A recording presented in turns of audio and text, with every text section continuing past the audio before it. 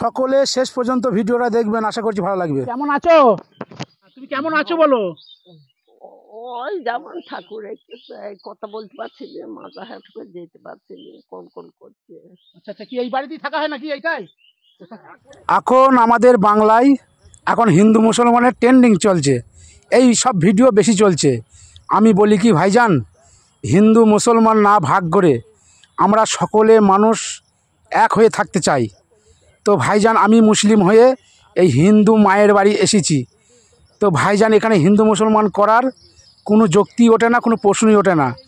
আমি আমার মুসলমান ভাইদেরকে বলবো, আমার হিন্দু যত বন্ধুরা আছো অবশ্যই এই ভিডিওটি বেশি বেশি করে শেয়ার করার জন্য সকলকে বলবো। কেন আমার হয়তো 2 থেকে 3 হাজার আমি ভিডিও করেছি, তার মধ্যে সব করতে অসহায় ভিডিও ব্যক্তির এই ভিডিওটি এত দ্বারা আমার খারাপ লেগেছে আমার চোখে। আপনারা দেখুন, এই ভাঙা এই চালার মধ্যে এই মা ছেলে এই চালার মধ্যে থাকে, এই চালাটার মধ্যে। তো এই 2 দিন 3 দিন হচ্ছে চালাটা ভেঙে পড়ে গেছে পানিতে। তো ভাইজান মায়ের বয়স 80 থেকে 85 বছর, সেই মাকে কে দেখবে? ছেলের দেখা উচিত, কিন্তু ছেলেও এত অসহায়, এত অকর্ম, মানে এই অসহায় মা ছেলেকে দেখতে হচ্ছে। আপনি দেখুন এই বাড়িটা, আমি আপনাদের ঘর দেখাচ্ছি, এই বাড়িটা আপনারা দেখুন। বাড়ি তো বাড়ি, ওনারই বাড়ি। এটা চালা আমরা একরকম বলি, মানে এখানে মানুষ কেউ বাস করতে পারে না, কিন্তু ওনারা বাস করে। এই চালার মধ্যে ভেঙে পড়ে গেছে। তাই আমার নিজের বিবেক থেকে আমি ওনাদের ঘরে কথা দিয়েছি যে এই চালাটাকে আমি ঠাড়ো করে দেবো, টিন দিয়ে একটা বাড়ি করে দেবো।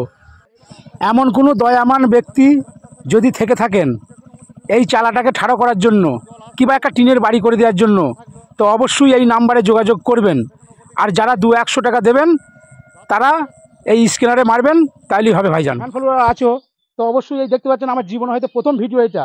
এত অসহায় আমি আর দেখিনি, এত ভিডিও করেছি 2 থেকে 2.5 হাজার আমি ভিডিও বানিয়েছি। 2.5 হাজার ভিডিওর মধ্যে এইটা প্রথম, এত অসহায় আমি দেখিনি।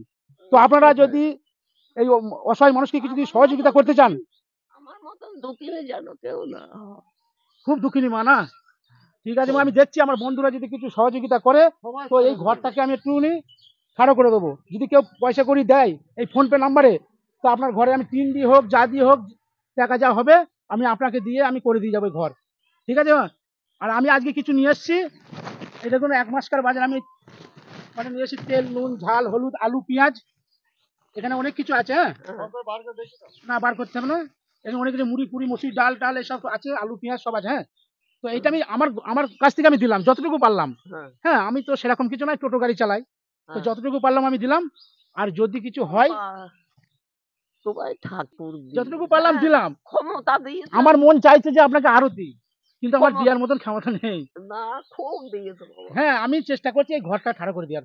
কি অবস্থায় পড়ে রয়েছে, সকলেই এই গ্রামের মানুষ আছে। দেখো এমনই অসহায়, দেখার কেউ নেই, দেখার কেউ নাই। এই পাড়ার ছেলেরা চলছে, ওর বউ মেয়ে সবাই থাকে, কেউ দেখে না, কেউ দেখে না, যার জন্য পাড়ার ছেলেরা দেখছে। যাই হোক, এই গ্রামের সাপোর্ট আছে অনেক, গ্রামের মানুষ অনেক। দেখতেই পাচ্ছেন 80 বছর বয়স, তাও ছেলেকে দেখছে।